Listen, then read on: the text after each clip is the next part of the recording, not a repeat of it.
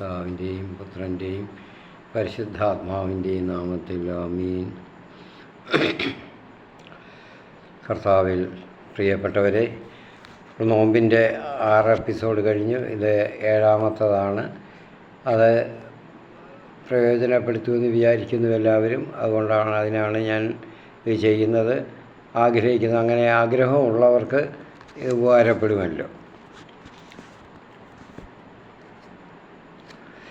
അതുകൊണ്ട്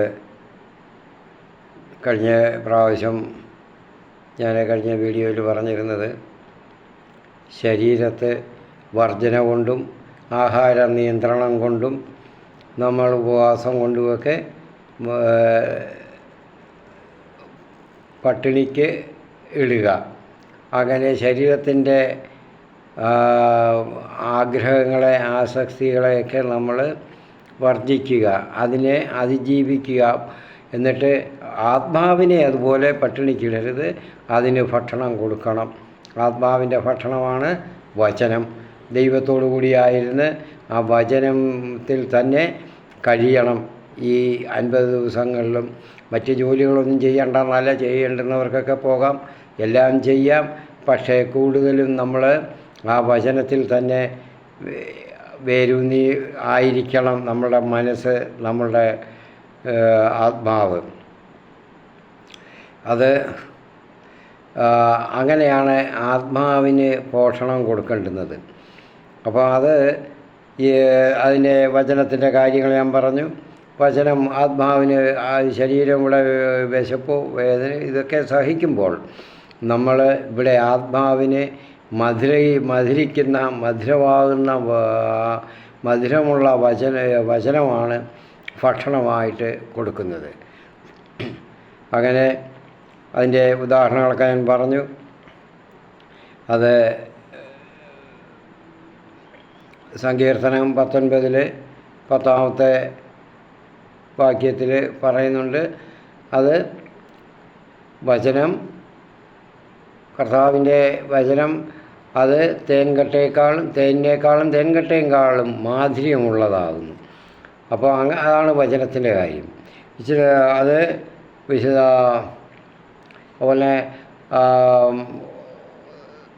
പൗലോസ്ലീഹ തീമോത്തിയോസിന് എഴുതിയ 1-ാം ലേഖനം 4-ാം അധ്യായം 9-ാമത്തെ വാക്യത്തിൽ പറയുന്നു, വചനം സ്വീകാര്യമാണ്, എല്ലാവർക്കും സ്വീകാര്യമാണ്.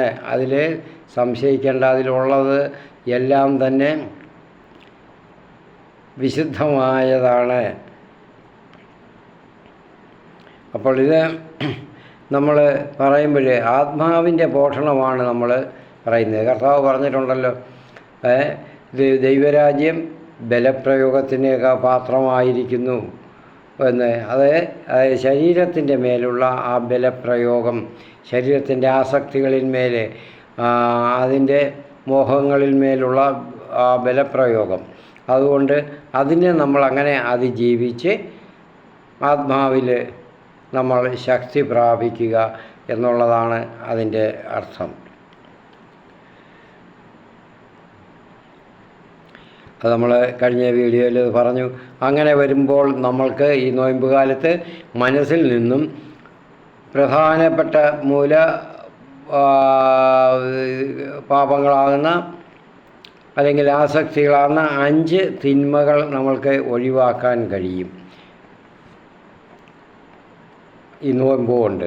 അത് ഒഴിവാക്കി കഴിയുമ്പോൾ നമ്മൾ നോയമ്പ് കഴിഞ്ഞാലും അടുത്ത നോമ്പ് വരെയും എന്നും തന്നെ നമ്മുടെ ജീവിതകാലം മുഴുവനും തന്നെ നമ്മൾ വിശുദ്ധിയുള്ളവരായിരിക്കും, നോമ്പിൻ്റെ വിശുദ്ധി പ്രാപിച്ചവരായി മാറും.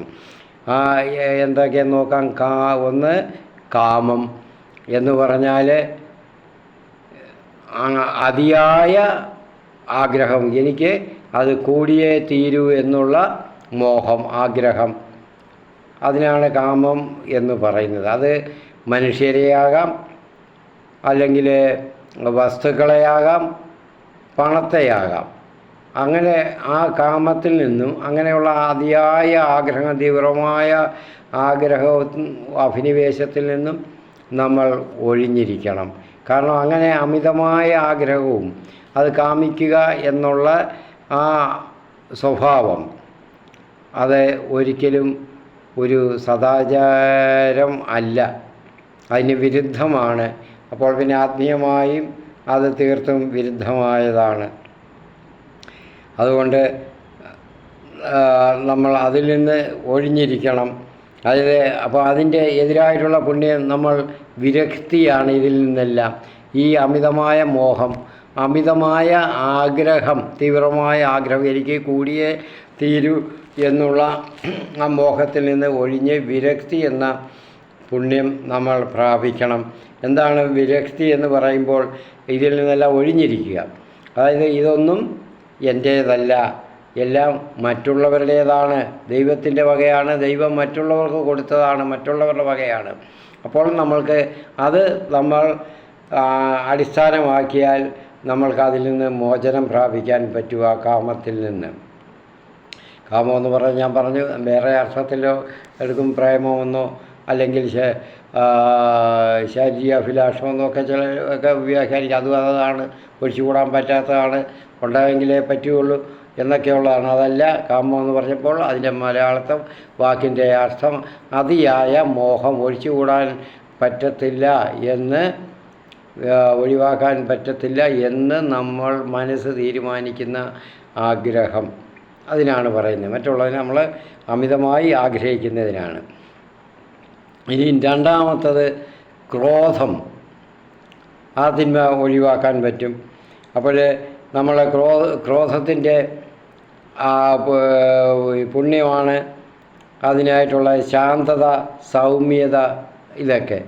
അപ്പോൾ കോപത്തിൽ നിന്ന് ക്രോധത്തിൽ നിന്ന് മാറാൻ പറ്റും. ക്രോധം എന്ന് പറയുമ്പോൾ കോപം എന്നല്ല, അതിൻ്റെ കുറച്ചുകൂടെ മൂത്തതാണ്. അതായത് അത് കോപം മൂത്താണ് ക്രോധമായിട്ട് മാറും. ക്രോധമെന്ന് പറഞ്ഞാൽ അത് പൊട്ടി പുറപ്പെട്ടെങ്കിലേ പറ്റത്തുള്ളൂ വെളിയിലോട്ട്. അപ്പോൾ അങ്ങനെ അത് മനസ്സിൽ കിടന്ന് ഇങ്ങനെ വെപ്രാളം പിടിക്കും. അപ്പോൾ നമ്മളെ കൂടുതൽ നമ്മളെ പൈശാചികമായിട്ട് നമ്മളെ അത് പിടികൂടും. നമ്മുടെ മനസ്സിനെയും നമ്മുടെ ശരീരത്തെയും നമ്മൾ പിന്നെ എന്താണ് പറയുന്നതെന്നോ പ്രവർത്തിക്കുന്നതെന്നൊക്കെ നമുക്ക് തന്നെ നിയന്ത്രണമില്ലാതാകും. അപ്പോൾ അങ്ങനെ ക്രോധത്തിൽ നിന്ന് ഓടി അകലണം. അപ്പോൾ അതിന് ചെയ്യുന്ന അത് നമുക്ക് ഇല്ലാതാക്കണം. അതിന് വേണ്ടുന്നത് നമ്മൾ സ്നേഹം, ശാന്തത, സൗമ്യത ഇവ അഭ്യസിക്കണം. മറ്റുള്ളവരെ എല്ലാവരെയും നമ്മൾ ധാരാളമായിട്ട് കലവറയില്ലാത്ത സ്നേഹം അവർക്ക് കൊടുക്കുക. മറ്റുള്ളവരോട്, ആരോട്? നമ്മുടെ വീട്ടിലുള്ളവരോട് മാത്രമല്ല. അങ്ങനെ വീട്ടിലുള്ളവരോട് ക്രോധമുള്ളവർക്ക്, കോപമുള്ളവർക്ക് അത് അവർക്ക്, അല്ലാതെ എന്ത് ചെയ്യാം? വീട്ടിലുള്ളവർക്കെന്നല്ല, അയൽക്കാരെന്ന് മാത്രമല്ല. ഇനി അങ്ങനെ അല്ലെങ്കിൽ കണ്ടുമുട്ടുന്ന ആരോടായാലും, അതുവരെ ശത്രുതയിലുള്ളവരായിരിക്കാം, അവരോടായാലും നമ്മൾക്ക് സ്നേഹം വേണം. സ്നേഹം അവരുടെ മേൽ ധാരാളമായിട്ട് ചൊരിയണം. ശാന്തത വേണം. അവരിൽ സൗമ്യതയും ഉണ്ടായിരിക്കണം. അതാണ് ക്രോധത്തിനെതിരായ പുണ്യം. ശാന്തത, സൗമ്യത, ഇതൊക്കെയാണ്.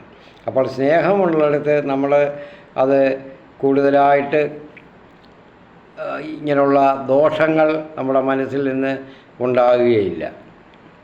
അപ്പോൾ ഇനി അടുത്തത് നമ്മൾ ക്രോധം, മോഹം എന്ന് പറയുമ്പോൾ നമ്മൾ ആഗ്രഹിക്കുന്നത്, എനിക്കത് ഉണ്ടായാൽ കൊള്ളാം, എനിക്കല്ലേ അത് എൻ്റേതായിരിക്കണം, ഇങ്ങനെ ആയിരുന്നാൽ എന്തായിരുന്നു, നല്ലതായിരുന്നല്ലോ എന്നൊക്കെ മോഹം.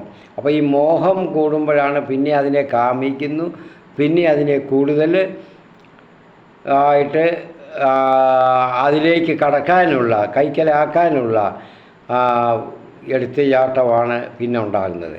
അപ്പോൾ നമ്മൾ മോഹം ആദ്യമേ തന്നെ മോഹം ജനിപ്പിക്കുന്ന ആഗ്രഹം, അതായത് ജനിപ്പിക്കുന്നു നമ്മുടെ മനസ്സിൽ. അത് മനുഷ്യരോടാകാം, വസ്തുക്കളോടാകാം, ധനത്തോടാകാം. അപ്പോൾ ഏത് സ്വത്തുക്കളോടും ആകാം അത്. അപ്പോൾ അതിനെ നമ്മൾ ആ മോഹത്തെ ഇല്ലാതാക്കുന്നതിന് നമ്മൾ എന്താണ് ചെയ്യേണ്ടുന്നത്?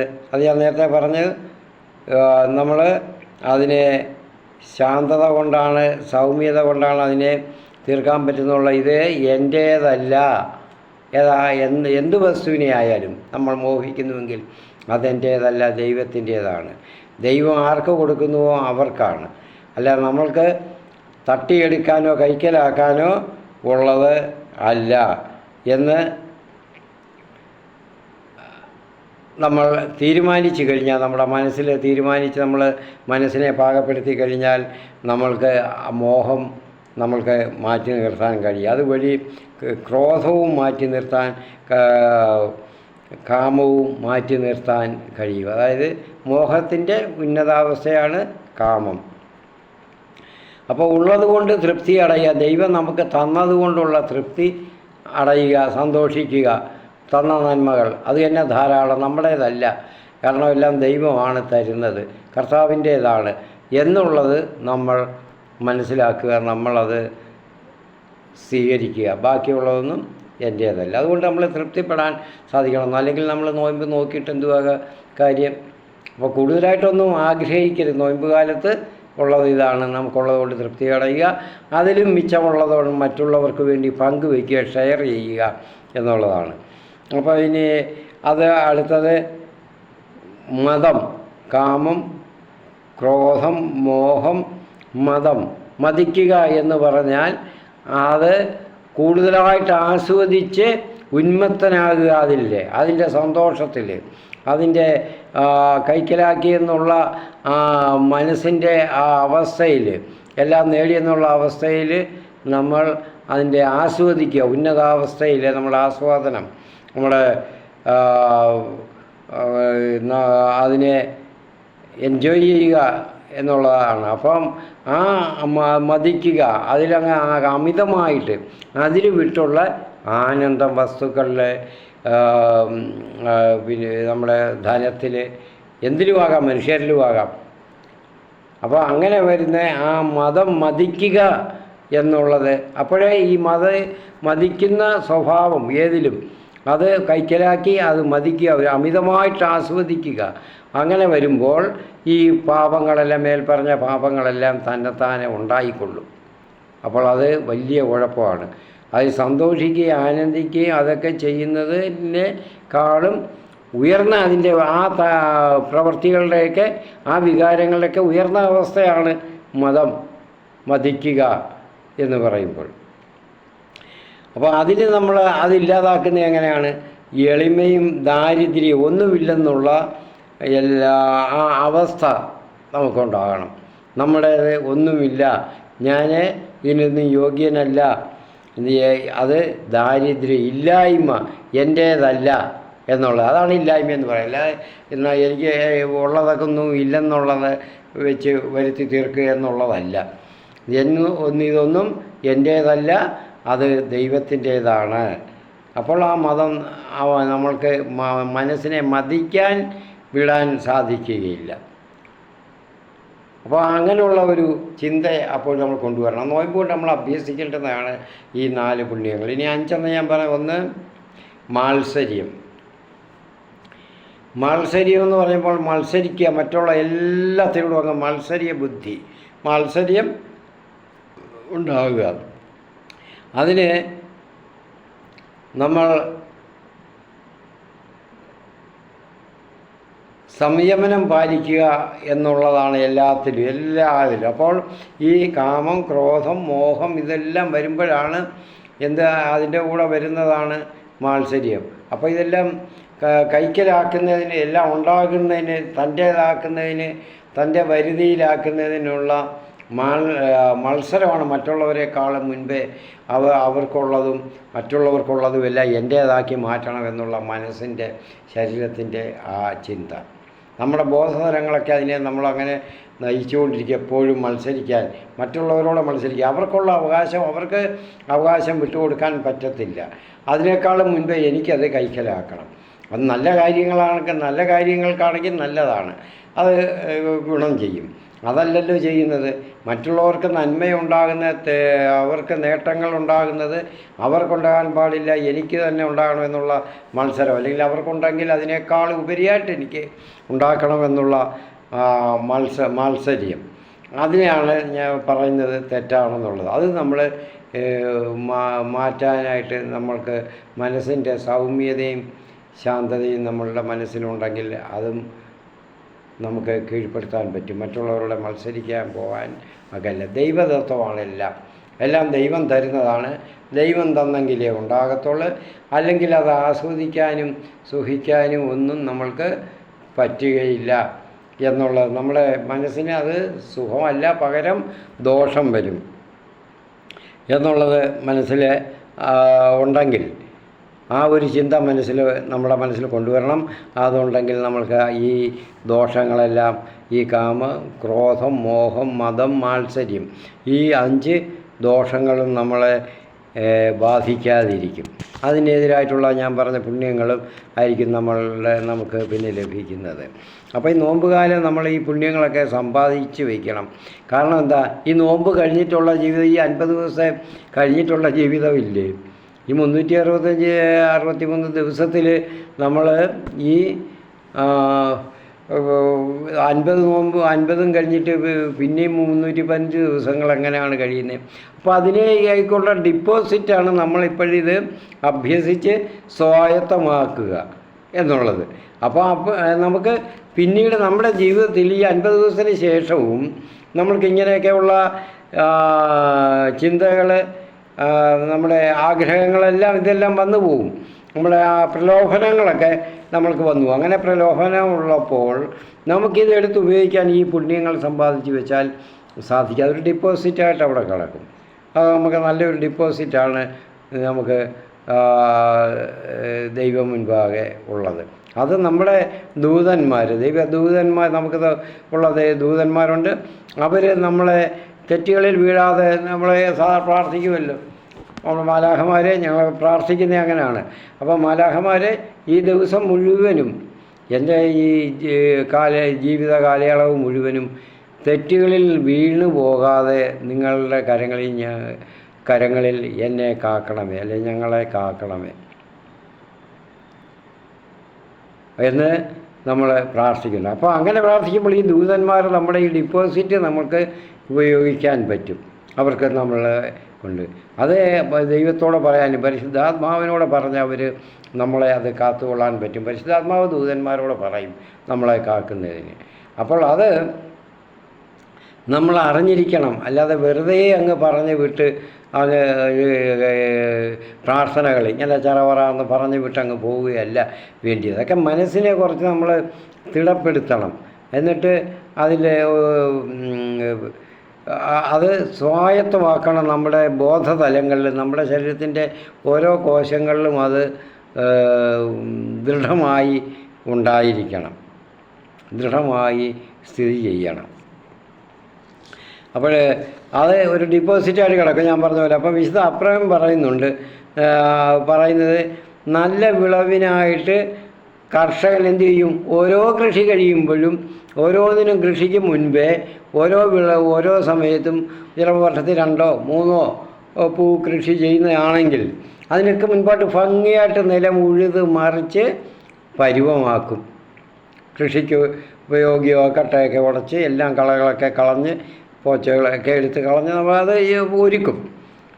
അപ്പോൾ അതുപോലെയാണ് ഈ നോയമ്പ് കാലത്ത് ആത്മാവിനെ നല്ല ഭംഗിയായിട്ട് ദിവസവും ഉഴുതും മറിച്ച് നമ്മൾ അതിനെ വെടിപ്പാക്കണം, യോഗ്യമാക്കണം.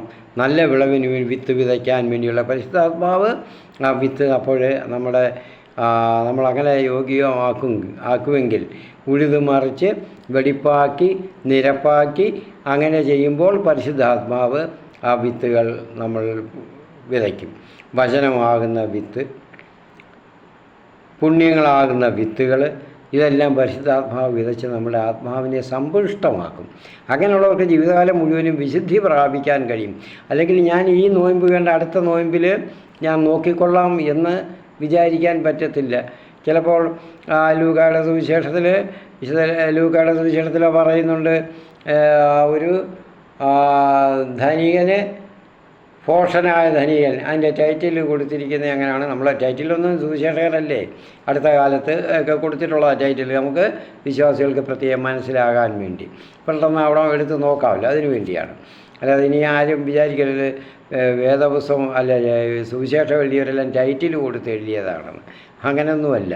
അവരോരോരോ ശകലങ്ങളാണ്. അപ്പോൾ ഞാൻ ബൈബിൾ എന്നുള്ളത് 9 എപ്പിസോഡ് ഞാൻ ചെയ്തിരുന്നു. ബൈബിളിനെ പറ്റി എങ്ങനെയാണ് ബൈബിൾ അതിൻ്റെ ഫോർമേഷൻ എങ്ങനെയാണ് അതുണ്ടായത് എന്നുള്ളത്, രൂപം പ്രാപിച്ചത് എന്നുള്ളത്. അപ്പോൾ അതിലത് പറയുന്നുണ്ട്. അപ്പോൾ അത് കേൾക്കാത്തവർക്ക് കാണാത്തവർക്ക് മനസ്സിലാകാൻ വേണ്ടിയാണ്. ആരും ഇപ്പം ബൈബിളിൽ കാണുന്ന പോലുള്ള ടൈറ്റിലുകളൊന്നുമില്ല. അതൊക്കെ പിന്നീട് ഇപ്പം ഈ അടുത്ത കാലത്ത് ഉണ്ടാക്കിയതാണ് മനുഷ്യരുടെ, വിശ്വാസികളുടെ, വായിക്കുന്നവരുടെ സൗകര്യത്തിന് വേണ്ടി. അപ്പം കർഷകൻ നല്ല വിളവ് സമ്പാദിച്ചു. അവന് 100 മേനിയായിരുന്നു വിളവ്. അപ്പോൾ അവന് 100 വർഷത്തേക്കുള്ളത് ഉണ്ടെന്നർത്ഥം. 100 മേനി വിളവ്, ധാരാളമായിട്ടുള്ള വിശാലമായ പാടങ്ങളുള്ളവനായിരുന്നു, കൃഷി ഭൂമിയുള്ളവനായിരുന്നു, എല്ലാതരം കൃഷികളുമുണ്ട്. എന്നിട്ട് അവൻ എന്തുവാ പറഞ്ഞേ? എൻ്റെ ആത്മാവേ, ഇതെല്ലാം നിനക്കുള്ളതാണ്, തിന്നു കുടിച്ച് ആനന്ദിക്കുക, വർഷങ്ങളോളം നിനക്ക് സുഖിച്ച് ജീവിക്കുക, ഇനിയും ജോലിയൊന്നും ചെയ്യണ്ട. അപ്പം പക്ഷേ ദൈവം അവനോട് ചോദിച്ചു, ഇന്ന് നിൻ്റെ ജീവൻ ഈ രാത്രിയിൽ നീ അങ്ങ് എടുത്തു പോയെങ്കിൽ, നീ നാളെ ഉണർന്നില്ലെങ്കിൽ ഇതൊക്കെ ആർക്കാ കൂട്ടി വെച്ചത് എന്ന് പറഞ്ഞ പോലെ ആയിപ്പോവും. ശരിയല്ലേ? പിന്നെ ആർക്കാ? അതുകൊണ്ട് മറ്റുള്ളവർക്ക് പങ്കുവെച്ച് കൊടുക്കണം, അയൽക്കാരുടെ ആവശ്യത്തിന് ഉപകരിക്കണം. ഇതാണ് നോയമ്പിൻ്റെ ഏറ്റവും പ്രധാനമായിട്ട് നമ്മൾ കണ്ടുകിട്ടുന്നത്. കാരണം സ്നേഹമൊക്കെ ഉണ്ടാകും. സ്നേഹം ഉണ്ടാകുമ്പോഴാണ് ഇത് പങ്കുവയ്ക്കാനും തോന്നുന്നു, അല്ലേ? അപ്പോൾ ഇത് പങ്കുവയ്ക്കാൻ തോന്നും, അല്ലെങ്കിൽ പങ്കുവയ്ക്കുമ്പോഴാണ് ആ സ്നേഹവും എല്ലാം ഉണ്ട്. സ്നേഹം ഉണ്ടെങ്കിലേ അത് പറ്റത്തുള്ളൂ. അപ്പോൾ അത് സ്നേഹം ഉണ്ടായാൽ പോരാ, മനസ്സിൽ ചിരിച്ചോ സന്തോഷമായിട്ടുള്ള മുഖം കാണിച്ചിട്ടോ അല്ല, അത് പ്രവൃത്തിയിലൂടെയാണ്. അത് പങ്കുവയ്ക്കണം, അവൻ്റെ ആവശ്യത്തിന് വേണ്ടി കൊടുക്കണം. നമ്മൾ പ്രാർത്ഥിക്കുമ്പോൾ നോയമ്പ് കാലത്തെ പ്രാർത്ഥന പറയുന്നുണ്ടല്ലോ, തൻ്റെ അപ്പം വിശക്കുന്നവന് അല്ലെങ്കിൽ ആവശ്യമുള്ളവന് പങ്കുവയ്ക്കാതെ ഇരിക്കുന്നവൻ്റെ നോയമ്പ് വ്യർത്ഥമാണ്, വെറുതെയാണ്. ആ നോമ്പുകൊണ്ട് ഗുണമില്ല, പകരം അവൻ വീണ്ടും പാപം ചെയ്യുകയാണ് ചെയ്യുന്നത്. മനുഷ്യരെയും ദൈവത്തെയും ഒക്കെ കബളിപ്പിക്കാൻ നോക്കുകയാണ്. അപ്പോൾ അതുകൊണ്ട് അതിനെ നമ്മൾ വിട്ടുകൊടുക്കരുത്, നമ്മുടെ ആത്മാവിനെ. അപ്പോൾ അതുകൊണ്ട് ഈ സാപ്രായം പറയുന്നത്, കർഷകനെ പോലെ രാപകൽ ഇടപെടാതെ നമ്മൾ പ്രാർത്ഥിക്കണം. എന്തോ നല്ല വിളവിനായിട്ട് വീണ്ടും വീണ്ടും ഉഴുത് ഓരോ വിളവിന് മുൻപായിട്ട് ഉഴുത് കളകളൊക്കെ പറിച്ച് എല്ലാം ശരിയാക്കി കൊയ്ത്തിന് പാകമാക്കി എടുക്കുന്നിടം വരെ അധ്വാനിക്കുന്ന കർഷകനെ പോലെ എന്ത് ചെയ്യണം? നമ്മൾ എപ്പോഴും നമ്മുടെ മനസ്സിനെ രാപകൽ പ്രാർത്ഥനയിലും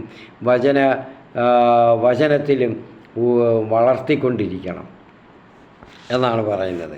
അപ്പോൾ അതുപോലെ തങ്ങളുടെ അപ്പോൾ അല്ലെങ്കിൽ എന്തു ചെയ്യും? ആ വയലുകളിൽ എന്തു ചെയ്യും? മുള്ളു മുളയ്ക്കും. അതെപ്പോഴും അത് ഉഴുതു മറിച്ചു വിതച്ചു അതെല്ലാം ചെയ്തു വരുമ്പോൾ ആ വിത്തുകൾ തൈകൾ വളർന്ന് ഒരു പരുവമാകുന്നതിന് മുൻപ് തന്നെ കളകളുമൊക്കെ ഒക്കെ കളഞ്ഞില്ലെങ്കിൽ എന്തു ചെയ്യും? ഇതെല്ലാം പിന്നെ കളകൾ പിഴാൻ പറ്റത്തില്ല, വിളവിനെ അത് ബാധിക്കും. കളകളും അതിനെ ഞെരുക്കി കളയും. അതുകൊണ്ട് നേരത്തെ കളകളൊക്കെ പറിച്ച് കളയും. അപ്പോൾ അതുപോലെ നമ്മൾ ഈ നോയമ്പ് കാലത്ത് ചെയ്യേണ്ടുന്നത് ഇതാണ്. ഇതൊക്കെ അഭ്യസിച്ച് കഴിഞ്ഞാൽ നോയമ്പ് കാലം കഴിഞ്ഞും നമ്മൾക്ക് അതിന് നമ്മുടെ ആത്മാവിനെ വെടിപ്പാക്കാൻ പറ്റും, നമ്മുടെ മനസ്സിനെ, നമ്മുടെ ഹൃദയത്തെ വെടിപ്പാക്കാൻ പറ്റും. അപ്പോൾ ഈ കർഷകൻ ചെയ്യുന്ന പോലെ രാപകൽ അവന് ഇളച്ചിരുന്ന് അത് അധ്വാനിച്ച് കളകളും എല്ലാം പറിച്ച് കളഞ്ഞ് ഉഴുത് വെടിപ്പാക്കിയ നിലത്തിൽ പിന്നെ എല്ലാം പറിച്ച് കളഞ്ഞെല്ലാം വൃത്തിയാക്കി എടുക്കുന്നത് പോലെ ഫലത്തിന് വേണ്ടി, നല്ല ഫലത്തിന് 100 മേനിക്ക് വേണ്ടി കാത്തിരിക്കുന്ന പോലെ നമുക്ക് 100 മേനി ഫലത്തിന് വേണ്ടി നമ്മുടെ ജീവിതാവസാനം നമുക്ക് കാത്തിരിക്കാൻ പറ്റും. നമ്മുടെ ജീവിതാവസാനം അങ്ങനെ സന്തോഷകരമായി ആനന്ദകരമായി ദൈവത്തിൻ്റെ കൂടെ ചേരാൻ നമുക്ക് സാധിക്കും. അപ്പോൾ അല്ലെങ്കിൽ മുള്ളുകളൊക്കെയാണ് മുളയ്ക്കുന്നത്. ഇതൊന്നും ചെയ്തില്ലെങ്കിൽ മുള്ളുകളും കാട്ടുചെടികളും ഒക്കെ മുളയ്ക്കും. അപ്പോൾ അങ്ങനെ മുളപ്പിക്കുന്ന അലസന്മാരുണ്ട്, ചെയ്യാതെ, അല്ലേ? കർഷകർ കിട്ടുന്നത് കിട്ടട്ടെ, അതുവരെ ചെയ്തത് മതി എന്ന് പറയും. അല്ലെങ്കിൽ ഉഴാതെയും ഒക്കെ ചെയ്യുന്നവർ കാണും. അതല്ലെങ്കിൽ ചെയ്യാതെ തരിശായിട്ടിടുന്നവർ കാണും. അവരലസരാണ്. അതുപോലെ ആകരുത് നമ്മൾ. നോയമ്പ് അഭ്യസിച്ചില്ലെങ്കിൽ ഞാൻ അടുത്ത വർഷം നോക്കിക്കൊള്ളാം എന്ന് പറഞ്ഞാൽ ഈ വർഷം മുഴുവനും കാട്ടുചെടികളും മുള്ളുകളും മുളച്ച് നമ്മുടെ ആത്മാവാകുന്ന വയലുകൾ നശിച്ചു പോകാതെ, നിലം നശിച്ചു പോകാതെ നമ്മൾ കർഷകനെ പോലെ, നല്ല ഒരു കർഷകനെ പോലെ, മണ്ണിനെ സ്നേഹിക്കുന്ന, വിളവിനെ സ്നേഹിക്കുന്ന കർഷകനെ പോലെ നമ്മൾ ആയിരിക്കണം നമ്മുടെ ബോധതലങ്ങൾ. അപ്പോൾ അതിന് ഏറ്റവും ഏറ്റവും വലിയ ഒരു പ്രചോദനം കിട്ടുന്നത് നമുക്ക് അയൽക്കാരനെ സ്നേഹിക്കുക എന്നുള്ള അകമഴിഞ്ഞ് സ്നേഹിക്കണം. അപ്പോൾ കാണപ്പെടുന്നവരെയും നമ്മുടെ ചുറ്റുപാടുമുള്ളവരെയൊക്കെയാണ് സ്നേഹിക്കുന്നത്, ഞാൻ പറഞ്ഞല്ലോ. അപ്പോൾ അങ്ങനെ നോമ്പ് നോക്കുന്നുവെങ്കിൽ നമ്മൾ എന്ത് ചെയ്യും? നമ്മുടെ നോമ്പ് വിശുദ്ധമായിരിക്കും. ആ സ്നേഹം കൊണ്ട്, നമ്മുടെ ദാനധർമ്മങ്ങൾ കൊണ്ട്, ആ പുണ്യപ്രവർത്തികൾ കൊണ്ട് അത് സൗരഭ്യമുള്ളതായി മാറും, പരിമളമുള്ളതായിട്ട് മാറും ആ നോമ്പ്. അപ്പോൾ അങ്ങനെയുള്ള നോമ്പിൻ്റെ ഉടമസ്ഥന് ഒരിക്കലും കോപിക്കാൻ പറ്റുകയില്ല. ഞാൻ പറഞ്ഞല്ലോ, ക്രോധവും മാത്സര്യവും ഒന്നും ഉണ്ടാകത്തില്ല. അപ്പോൾ അങ്ങനെ വരുന്ന ഈ രണ്ട് തിന്മകളും ഇല്ലാതായി വരുമ്പോൾ ആരെയും നമുക്ക് ഇഷ്ടമില്ലാത്തത്, അല്ലെങ്കിൽ നമ്മളെ ദ്രോഹിക്കുന്നത്, നമുക്ക് നമ്മളോട് കടപ്പെട്ടിരിക്കുന്നവർ അത് നമ്മുടെ കടപ്പാട് തീർക്കാതിരിക്കുമ്പോൾ നമുക്ക് കോപമുണ്ടാകും, ക്രോധമുണ്ടാകും, നമുക്ക് അവരെ നമ്മൾ ശപിച്ചെന്ന് വരും, നമ്മൾ കോപിച്ചെന്ന് വരും, ശപിച്ചെന്ന് വരും.